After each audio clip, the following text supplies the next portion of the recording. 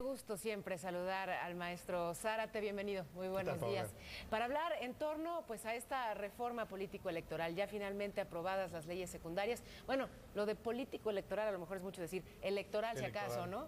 Sí, yo creo, Paola, que es importante reconocer que México tiene una muy larga tradición de procesos electorales tramposos, inequitativos, poco creíbles.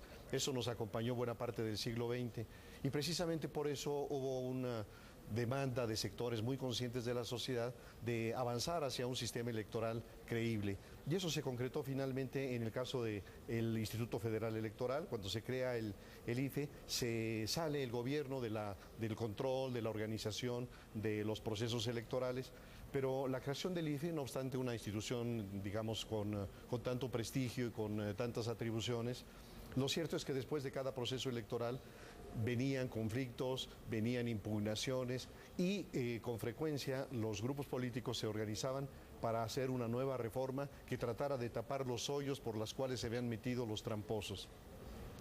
Esto va a ocurrir también en las elecciones federales del 2012. En el 2012 lo que va a ocurrir posterior a las elecciones es que tanto el PAN como el PRD deciden emprender un nuevo rediseño institucional y lo hacen a través del Pacto por México. Entonces, en ese momento hablan de la necesidad de reducir el costo de los procesos electorales, de darles mayor credibilidad, de introducir algunas causales de anulación de las elecciones en aquellos casos en donde se rebase el tope de gastos de campaña, en donde entre dinero sucio, en donde haya tiempo indebido de cobertura en los medios de comunicación, en la radio, en la televisión, etcétera.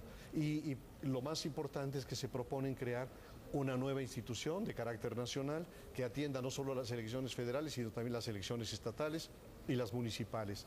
Y en el momento en que se plantea todo esto, hay distintas voces de analistas, significativamente los propios consejeros electorales, que advierten los enormes riesgos que porta esta transformación. Pero finalmente se dio la reforma constitucional, se dio la reforma a las leyes secundarias, se crearon leyes secundarias y hoy todo esto está en la cancha del Poder Ejecutivo. El presidente Peña promulgará estas leyes seguramente en los próximos días. Y el balance que yo hago de todo esto me parece que prevalece más lo oscuro que lo claro. Es decir, que al final de cuentas los objetivos que se propuso no se cumplen. No creo que va a haber una reducción en los costos excesivos de nuestros procesos electorales. No creo tampoco que se resuelvan los problemas o que no haya, digamos, la tentación y la realidad de meter dinero sucio. Lo que pasa es que el dinero ilegal que entra a las campañas no es un dinero bancarizado que pueda ser supervisado, sino que se va por debajo de la mesa, que se da en ocasiones para la movilización, para la compra de utensilios, para la compra de personajes también, que hablen bien o que hablen mal de una campaña.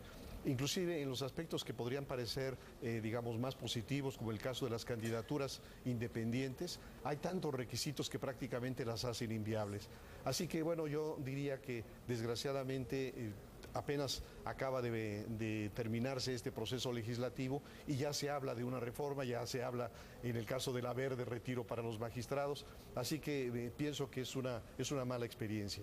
Qué pena, caray. Diría entonces se quedó corta, ¿no? Y además muchos pendientes que esperemos retomen en algún momento los legisladores, claro. Sobre todo con respecto a la reforma política.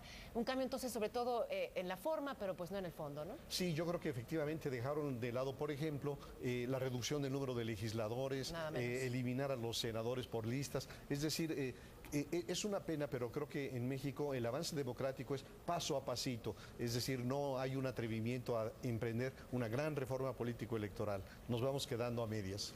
Bueno, pues muchísimas gracias. Mucho gusto, gracias Paola. por este análisis, Alfonso Zárate.